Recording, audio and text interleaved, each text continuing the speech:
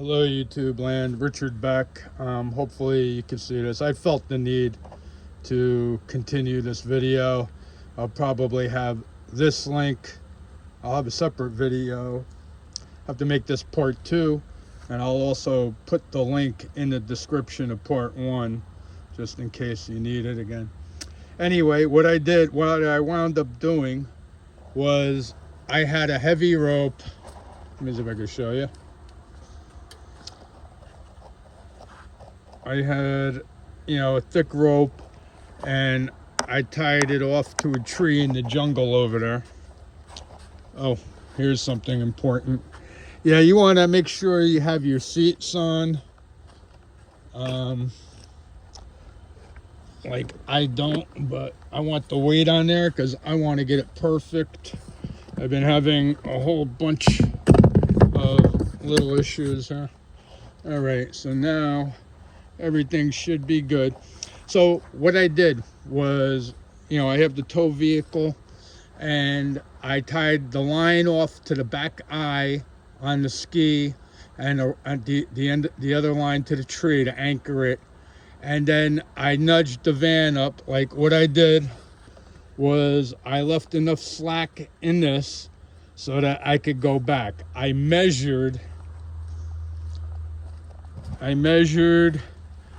from, let me see, this thing here, the bunk to the back of the ski, so I could figure out how much I was pulling it back. But what the big clue is, or the big trick is, I didn't have to, go yanking it. What I did was I slowly pulled it up until the rope was tight. And then, I had slack in this. It's taut now because I'm pulling it now. But I also had a safety line to keep this from possibly flipping up. And, I gave approximately 6 inches anyway. I moved it back 6 inches, and believe it or not, I went from 130 to, I'm at about 70.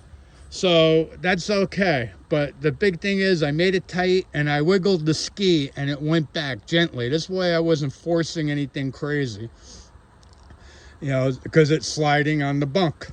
Hopefully you have a carpet, or if you're very lucky, a roller, it would even be easier. So now I got the scale back on, and as I discovered, this cheap scale is fogging up. But anyway, you got a lip there.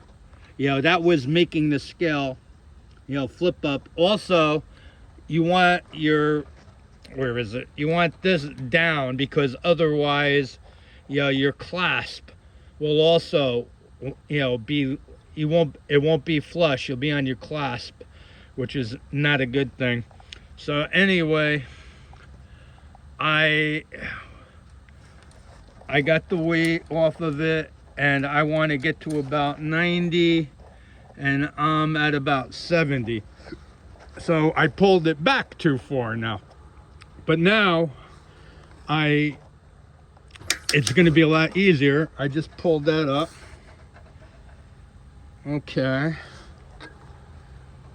Apparently you don't have to go too much to make a difference. All right. Let me see if you can see that. Let me see how this works. No. Yeah, I can't believe this thing's fogging up. Yeah, you might be able to see it's at about 80. Let me try this one. I don't know. Anyway, we're at 80. So you see now I'm cranking it like you would be pulling it in on the ramp. You see, it's a lot easier to do this. You can do it nice and controlled. It's coming easy. All right, I'm up to about, let me see. Yeah, I'm almost there. So I'm gonna go slow. I will cry if I go over it. I am just about there. Let me see. As a matter of fact, I will just give it one more notch.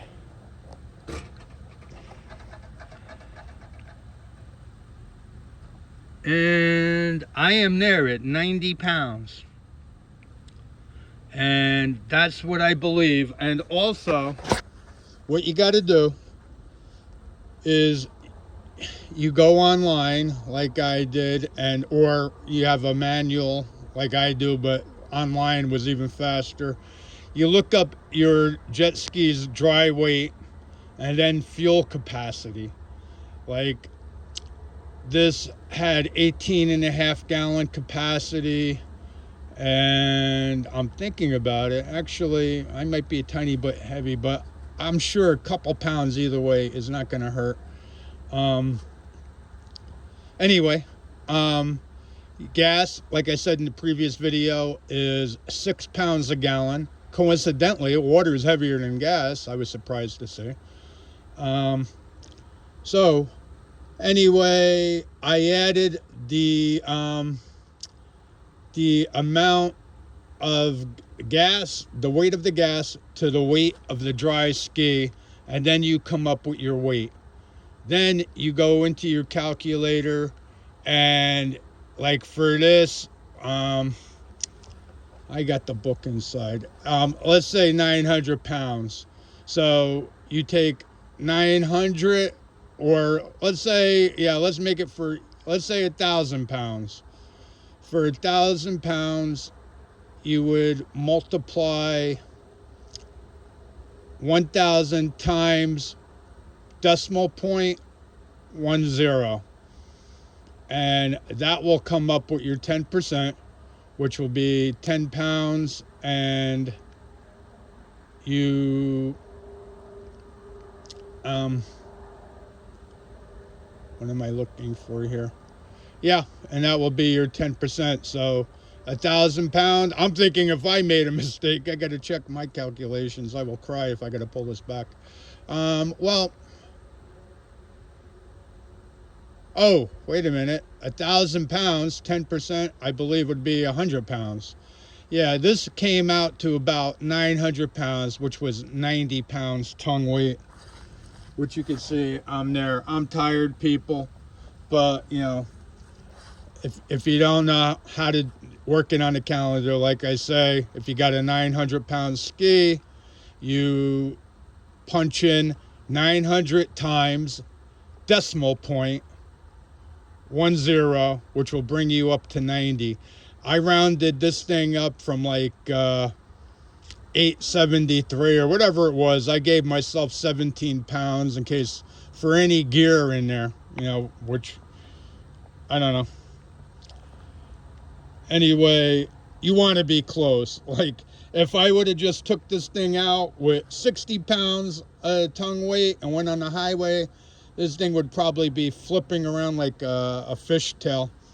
And you know that I plan on taking this thing long distances, and also be careful, you know, towing, you know, long distances. Like this is a new trailer basically, and I got to read the directions. I think it's that every 250 miles you got to check the oil. Now these modern trailers, they have like their own burning buddy in there, but that don't seem much at all to me, because you know I plan on doing like 500. Well, probably be, let me see, yeah, I'd probably be doing around 250. So you know, when I go on my 250 mile trip, before I go home, I got to grease it up. That's what they say, shockingly enough. But you know, you definitely want to make sure you got grease in your hubs, or you will have a nightmare.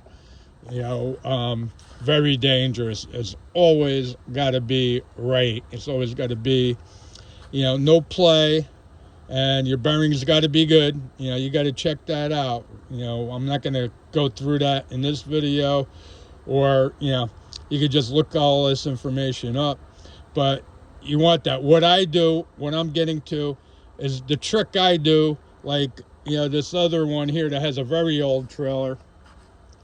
What I did was initially, you know, like the first 15 minutes, I watched it, pulled over, And then with the back of your fingers, you know, you always use the back of your fingers, because the reason being, you don't want to burn the front of your fingers. You can still use your fingers if you burn, you know, the back. Anyway, you know, you obviously you feel it very, you know, you careful so you don't burn yourself. And, you know, yes, speaking of that, disclaimer, if you duplicate any actions or use any information in this video, you do so at your own risk. And by watching this video, you agree to those terms and hold the creator harmless. I had to slip that in there. So what I do is I put my fingers there, and you can feel, warm is good, but if it feels hot, you're going to know something's wrong. But if you do your due diligence, and you know, you make sure, you know, they're greased, or if you're buying one, you know, I highly suggest, you know, unless the person knows what they're doing and they tell you they did it, but you know, you have to make sure that's right. But anyway, like with this thing, for example, the older trailer, one was warmer than the other. But I kept like watching it, you know, because you're looking for any smoke. It'll give you clues, smoke, noise, which, you know, long story short, if you did